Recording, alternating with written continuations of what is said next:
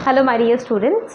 सो आज हमारा नया टॉपिक स्टार्ट होने जा रहा है पॉलीजेनिक इनहेरिटेंस, जो कि क्लास 12 के एनसीईआरटी सिलेबस में है।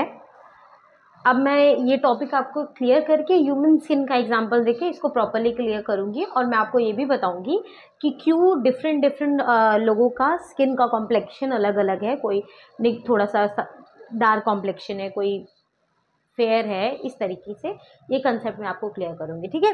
सो सबसे पहले हम लोग मतलब समझते हैं कि पॉली का मतलब क्या होता है। पॉली मीन्स होता है मेनी, ठीक है, और जेनिक जीन मतलब ऐसा इनहेरिटेंस, ऐसा चीज जो बहुत सारे जीन से वो रेगुलेट हो रहा है, that is basically called as the polygene. मतलब बहुत सारी जीन एक, जब बहुत सारी जीन मैनी जीन एक करेक्टर को रेगुलेट कर रही है, एक करेक्टर को, so that inheritance is called as beta polygenic inheritance. नाम में ही दिया है polygeny, polygene, poly means many, geny means gene. Polygenic inheritance मतलब many gene controlling one character. ठीक है, अंडरस्टूड। अब इसमें हमें क्या पढ़ना है, इसमें हम एग्जांपल ले सकते हैं ह्यूमन का स्किन कलर। हमारा जो स्किन कलर है, मैंने लिखा है पॉलीजीन मैनी जीन, ये जो स्किन कलर होता है वो 3 जीन से रेगुलेट करा है, मतलब कि 3 पेयर्स ऑफ एलील से रेगुलेट हो रहा है, ए बी सी। आपको पता है कि कोई भी करेक्टर या तो डोमिनेंट हो सकता है और या तो वो रेसेसिव हो सकता है। डोमिनेंट करेक्टर होने का मतलब क्या है कि जो खुद को एक्सप्रेस कर पा रहा है, और रेसेसिव करेक्टर का मतलब क्या है कि वो खुद को एक्सप्रेस नहीं कर पा रहा है। याद रखिए। और डोमिनेंट को हमेशा हम लोग किस लेटर से लिखते हैं, मान लो हम जैसे लिख रहे हैं टॉल, तो डोमिनेंट एकदम ये कैपिटल लेटर में लिख रहा है तो डोमिनेंट।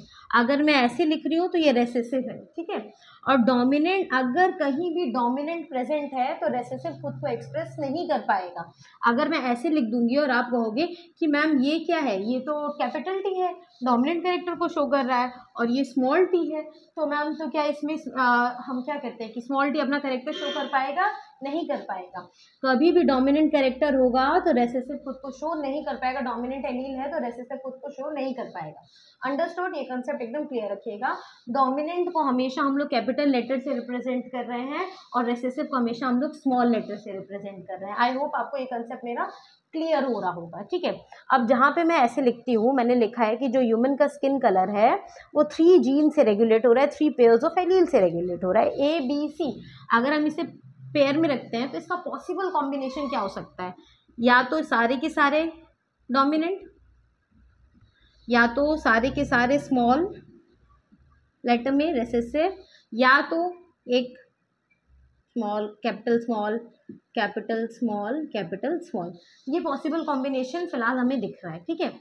ये हमें प्योर डोमिनेंट दिख रहा है। प्योर डोमिनेंट, डोमिनेंट मतलब क्या है, ये होमोजाइगस कंडीशन दिख रही है। होमो मीन सेम होता है। ठीक है। होमोजाइगस कंडीशन, 2 कंडीशन, एक होमोजाइगस होती है और एक होता है हेटेरोजाइगस। ठीक है।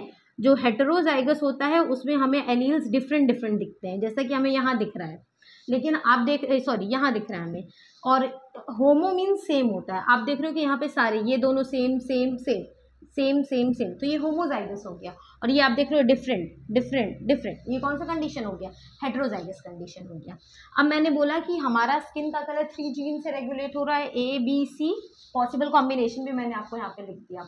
जब भी ये होमोजाइगस डोमिनेंट जीन प्रेजेंट रहेगी तो कोई भी इंसान का कॉम्प्लेक्शन डार्क होगा, या हम उसको कह सकते हैं निग्रो। ठीक है। अगर पूरा रेसेसिव होगा तो किसी का भी कॉम्प्लेक्शन क्या होगा? फेयर में आएगा, फेयर में, वेरी फेयर कह सकते हो, वेरी फेयर। उसको हम लोग कहते हैं एल्बिनो, एल्बिनो। और जिसके साथ ये वाला कंडीशन होगा, मतलब हेटेरोजाइगस कंडीशन होगा, तो इंसान मलीटो, मलीटो मीन्स ना बहुत ज़्यादा गोरा ना बहुत ज़्यादा ही डार्क कॉम्प्लेक्शन में जा रहा है वो इंसान। ठीक है। आप एक चीज याद रखिएगा, हमारे जो स्किन कलर है वो मिलानिन पिगमेंट से होता है। जिसके में जितना मिलानिन होगा उसका कॉम्प्लेक्शन उतना डार्क होता है, जिसके में जितना कम मिलानिन है वो उतना फेयर में आता है। अब मैं कह रही हूँ कि ये डार्क कॉम्प्लेक्शन का होगा, ये डार्क कॉम्प्लेक्शन का होगा, इसका मतलब ये क्या होगा? निग्रो होगा। निग्रो कंडीशन, इसको हम कहेंगे निग्रो पर्सन है।